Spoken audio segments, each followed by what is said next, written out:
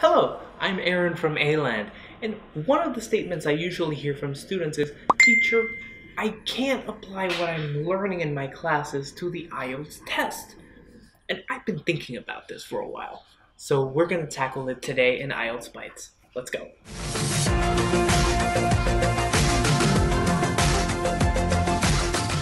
Today, I will give you some practical tips that will supercharge your learning, help you speak more fluently, and help you get a better score on your IELTS test. So let's begin with number 1.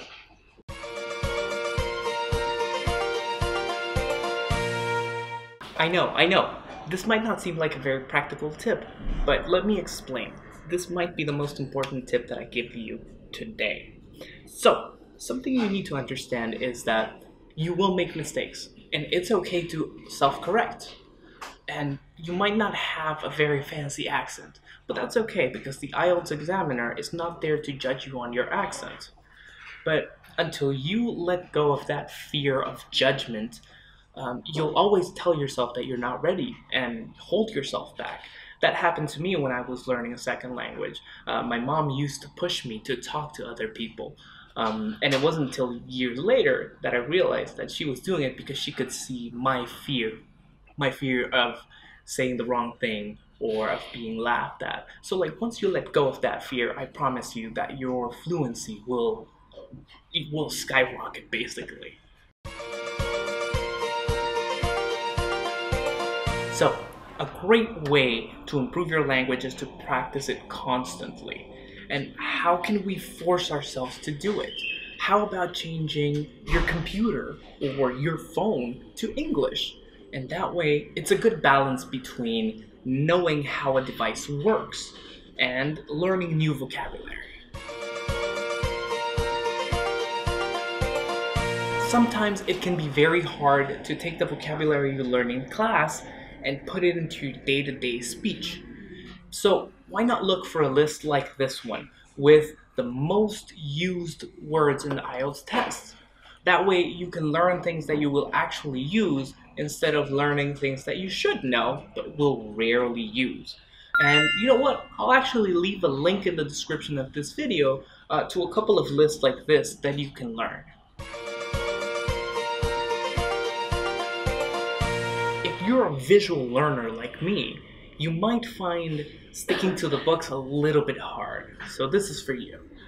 Buy some Post-its and tag everything. So put them everywhere. Label everything. Make it so you can't avoid them. And you'll also add some color into your life.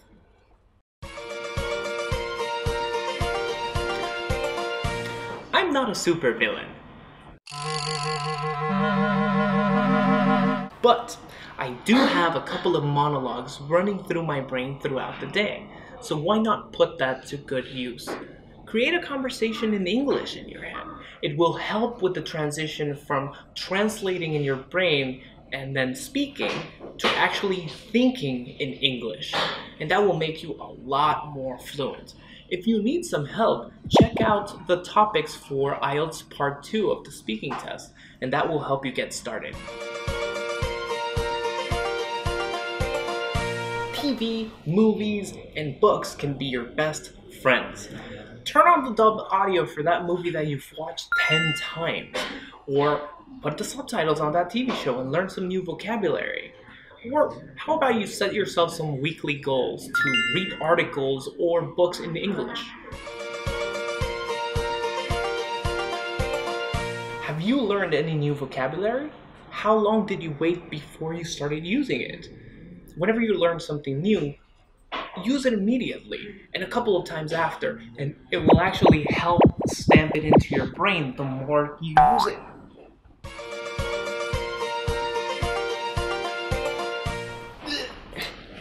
So, the more entertaining you make it, the easier it will become.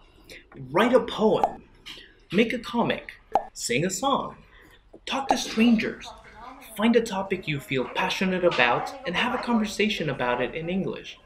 The more personal you make this experience, the easier it will be to hold on to what you have learned. And there you go! Those are my best practical tips on how to improve your English learning. And If you know any other tips that I might have missed, leave them in the comments for other people watching this video. And as always, like, share it, and thank you for watching. We'll see you in the next episode of IELTS Bites. Goodbye.